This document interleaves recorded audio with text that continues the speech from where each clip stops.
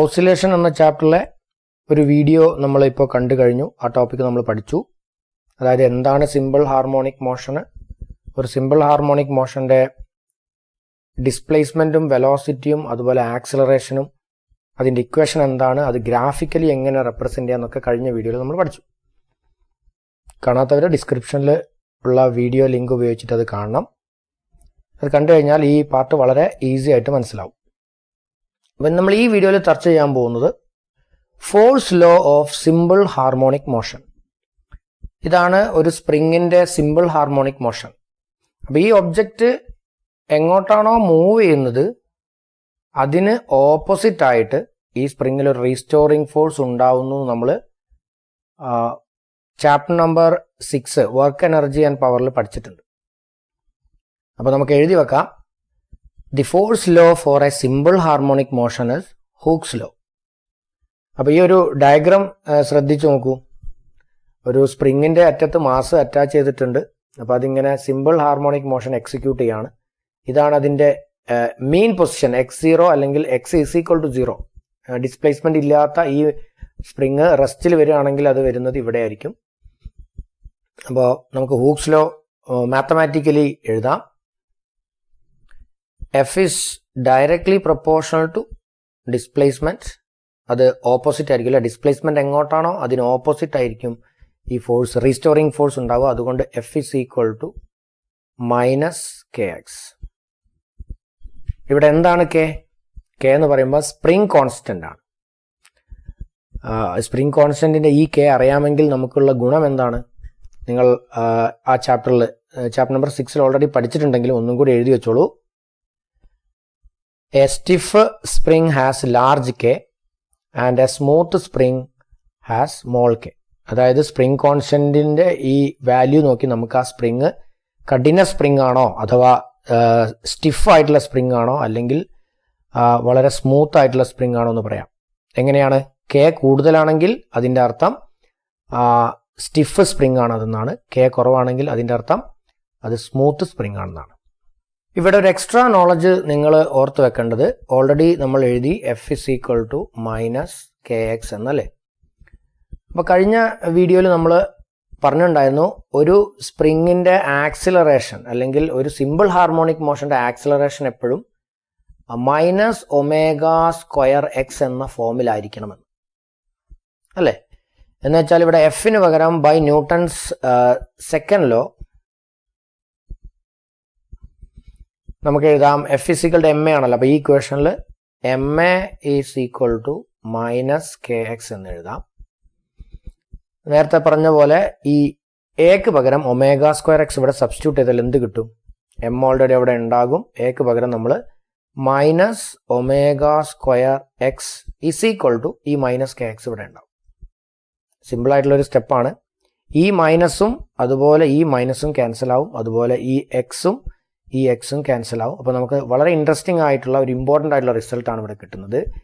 m⍵² is equal to k.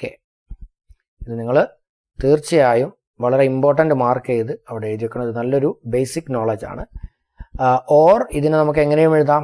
ω² എന്ന് എവിടെയെങ്കിലും കണ്ടാൽ വേണമെങ്കിൽ നമുക്ക് k/m എന്നും കൊടുക്കാം.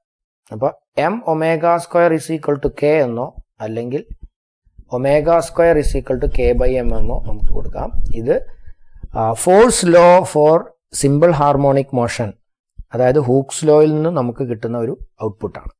ഇത് ഒരുപാട് സ്ഥലത്ത് ഉപയോഗിക്കാനുള്ളതാണ്. അതുകൊണ്ട് ഇത് പ്രത്യേകം പഠിച്ച് ഓർത്ത് എഴുതി വെക്കുക.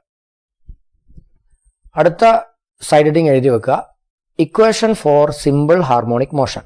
ഓൾറെഡി നമുക്കറിയാം, നമ്മളിപ്പം പഠിച്ചിട്ടുള്ളൂ F is equal to -kx ആണ് ഒരു സിമ്പിൾ ഹാർമോണിക് മോഷന്റെ ഫോഴ്സ് ലോ അല്ലേ. നേരത്തെ പറഞ്ഞതുപോലെ by Newton second law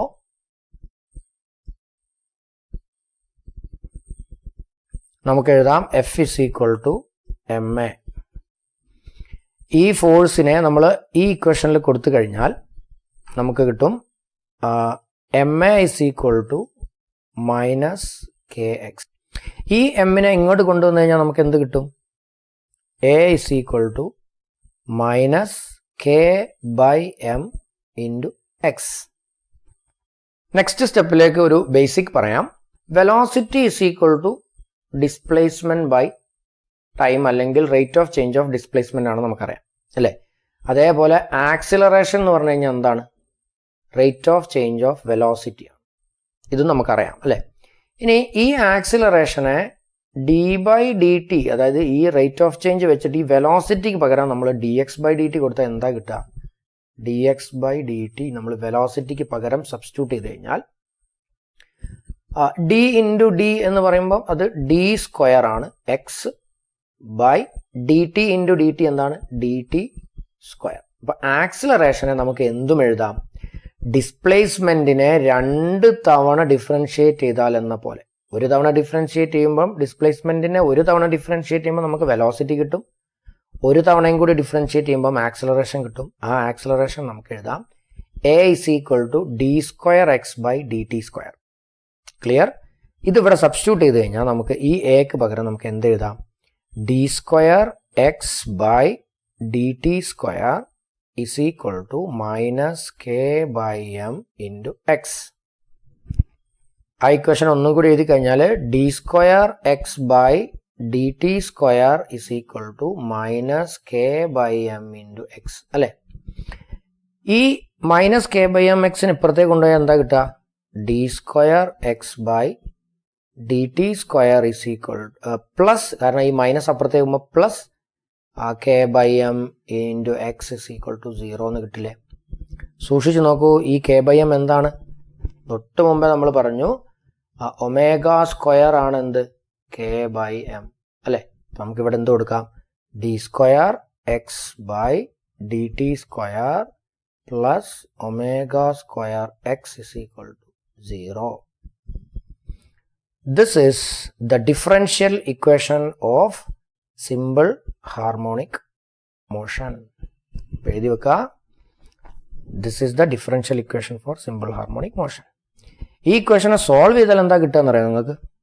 By solving this equation we will get x is equal to a cos omega t plus 5.